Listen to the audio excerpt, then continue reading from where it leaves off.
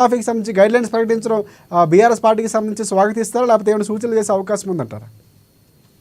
సూచన లేదండి, అసలు ఇప్పుడు 70 ఏళ్ళు స్వాతంత్రం వచ్చిన కాడి నుంచి పని ఏం చేతనైతుంది? కల్తీ విత్తనాలు ఎప్పుడన్నా అరికట్టినా? రైతులు అప్పుల ఆత్మహత్య మనకి ఎలక్షన్లు వచ్చినప్పుడు రైతు రుణమాఫీ చేస్తామని ఇలా ప్రచారం, వాళ్ళ రుణమాఫీ డబ్బు కొట్టుకొని ప్రచారం చేసుకొని ఖర్చు పెడతారు. వాస్తవానికి ప్రజలకు ఏమంటే ఏముండదు, మన సంసారం కోసం ఏ సమయం ఏం చేయాలి, ఏం మాని చేయాలనే పద్ధతి తప్ప ఇంకా చదువుకున్నాను. ఇప్పుడు రైతుకు 2 లక్షలు రుణమాఫీ ఉంటుంది. నిజానికి రైతు 2 లక్షలు ఎంతమంది ఇస్తున్నారు? వాళ్ళకు పెట్టుబడి సాయం కావాలంటే కేసీఆర్ గారు పెట్టుబడి లేక కూడా 50,000 కోసం 1,00,000 రూపాయలు నష్టం చేసి 50,000 పంట పెట్టి 50,000 ఇంటి కట్టుకుని పెట్టుకొని ఆ మిక్కిలు కట్టలేక ఎందుకు ఆత్మహత్య చేసుకున్నాను. రెండోది, ఆ కొన్న పైసలు తీసుకుని కల్తీ విత్తనాలు పెట్టుకునే పంటక కలుపు ఖర్చులు, కుండీల ఖర్చులు, మందుల ఖర్చులు పెట్టి ఈ 2 లక్షల రూపాయలు ముఖ్యనే అవుతాయి. నేను ప్రచారం చేయడానికి కానీ వీళ్ళు కల్తీ విత్తనాలను కానీ రిలేటెడ్ వ్యవసాయానికి సంబంధించిన రిలేటెడ్ ఇష్యూస్ పెట్టకుండా రైతుకి ఏది అవసరమో చేయకుండా ఎవరికి పని చేస్తారండి? అని ఎవరికి పని చేస్తారు చెప్పండి?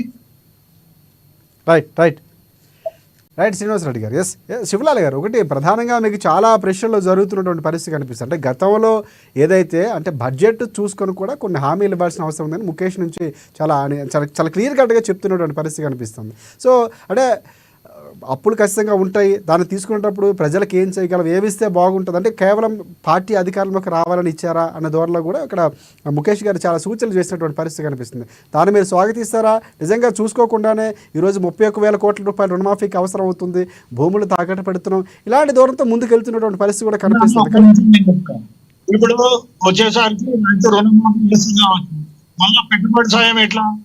రైట్ శ్రీనివాస్ రెడ్డి గారు, గతంలో మీ ప్రభుత్వానికి సంబంధించి చాలా విమర్శలు ఉన్నాయి.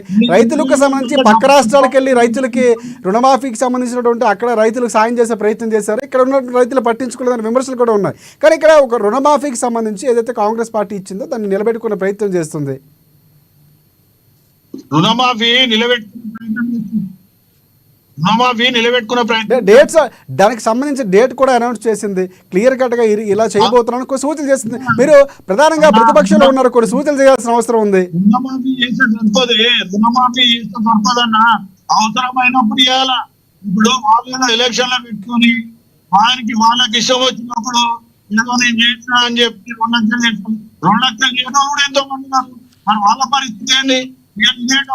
ఉంటారు 5 దాకా ఎవరికి రూపాయలు పెట్టేస్తున్నారో ఒక పని చేసేది ఉండదు రైతుల కోసము. కల్తీ విత్తనాలు ఏదైతే అమ్ముకొని మాఫీ అని కాంగ్రెస్ పార్టీ అనే కల్తీ విత్తనాలు అమ్ముకొని ఒక్కొక్కటి 10 లక్షలు 20 లక్షలు 50 లక్షలు వాళ్ళు పంట